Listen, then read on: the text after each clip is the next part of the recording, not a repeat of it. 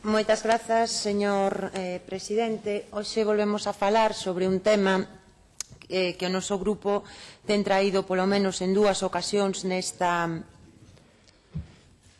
legislatura en relación cos vertidos que se están producindo, sobre todo na comarca de Ferrolterra, uns vertidos que a estas alturas podemos decir que claramente denominalos como tecnosolos é falsificar a realidade, que estamos falando de vertidos perigosos, de vertidos contaminantes, que están causando contaminación dos solos, que están causando tamén contaminación das augas e que, por lo tanto, constitúen un grave problema medioambiental e tamén un grave problema de saúde para as persoas. Temos constancia de que nas zonas cercanas onde se están producindo este tipo de verteduras, pois hai augas que eran os pozos que moitas persoas tiñan para o seu consumo que están contaminadas e, por lo tanto, temos tamén que denunciar que hoxe hai persoas no noso país que teñen que recorrer a mercar auga embotellada porque non teñen garantido un suministro. Os pozos que tiñan feitos por particulares están contaminados e non hai ningún tipo de alternativa por parte da Xunta de Galiza nin das institucións municipais. Hai que falar de que non estamos falando de un problema pequeno, estamos falando de toneladas que neste momento se están depositando en diferentes montes da comarca de Ferrolterra. Falamos de máis de 60 puntos de vertido. Eu xa teño indicado que simplemente con ir a visitar estas zonas cando se están producindo ese tipo de verteduras é fácil ver o incumprimento da normativa, en concreto en 2 puntos. Prohíbese que cando se depositan estos vertidos podan ter ningún tipo de olores. Podo asegurarlles que o olor nesas zonas é realmente nauseabundo e, ademais, dice que non se pode depositar este tipo de residuos en praderías. Se vostede, señor director xeral, visita esa zona, poderá comprobar como hai moitos prados que neste momento están tapados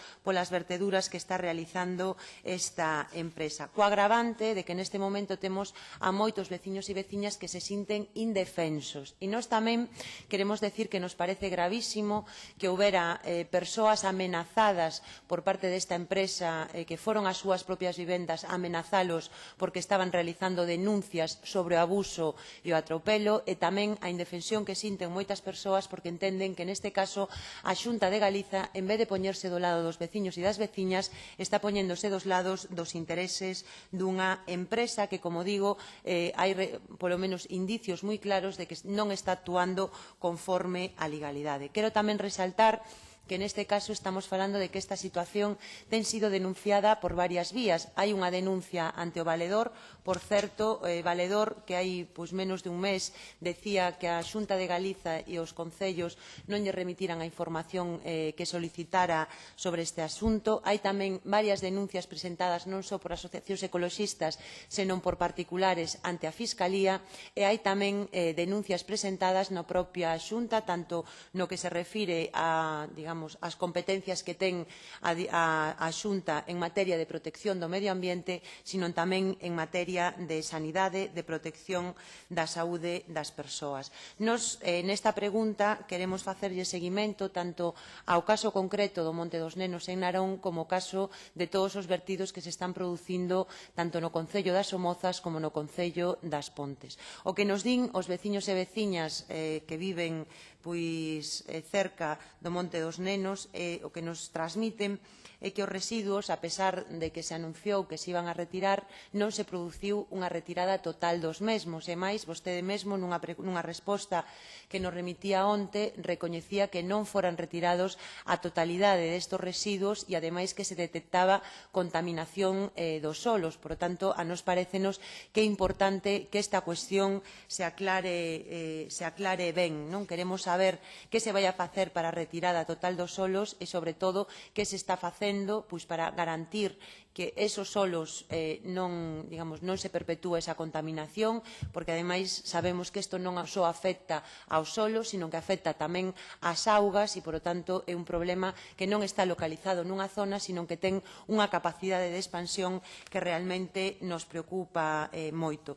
Temos tamén o caso das Pontes e as Somozas, onde este Parlamento lle requeriu por unanimidade que se inspeccionaran todos esos vertidos, que se actuara contra a empresa e, polo tanto, que houbera unha actuación da Xunta de Galiza contundente para evitar que neste país se poda vulnerar a legislación ambiental e, sobre todo, para evitar que se este provocando aí un foco de contaminación que podemos tardar anos en solucionar.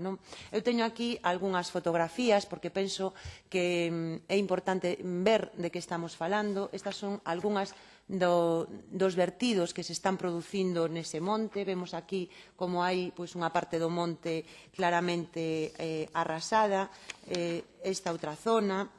Penso que é importante ver tamén como este vertido, aquí claramente metido no medio do monte en unha zona que eran pastizais. Este vertido está afectando os regatos. Pode ver vostede, este é un dos regatos contaminados por espumas que claramente teñen a súa procedencia dun dos vertidos, por certo, que víamos con anterioridade, e temos tamén constancia de que neste momento se están producindo novos depósitos en zonas que son menos visibles. En concreto, nesta foto, na que non é moi nítida, pode verse como no medio dunha pista forestal vai pasando un camión que deposita estos veciños.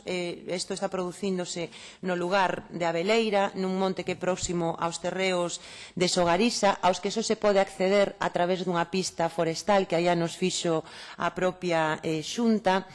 Temos constancia de que esta empresa abriu viais para poder chegar ao punto onde está depositando estos vertidos. Gustaríanos saber se vostede ten constancia de algunha autorización na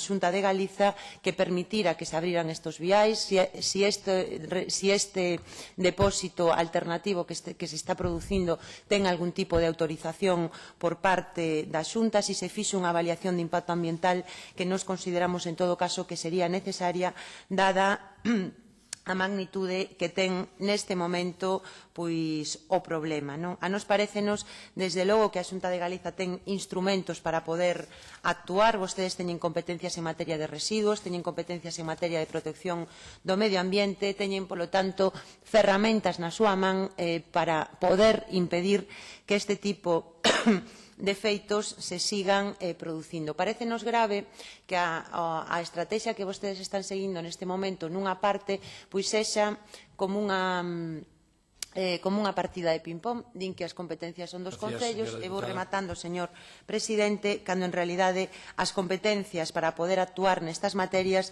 residen claramente na Xunta de Galiza. Gustaríanos, señor director xeral, que nos contestara con claridade a estas preguntas, e como se me remata o tempo, en todo caso hai algunha cuestión máis que deixo para a segunda intervención. Nada máis e moitas gracias.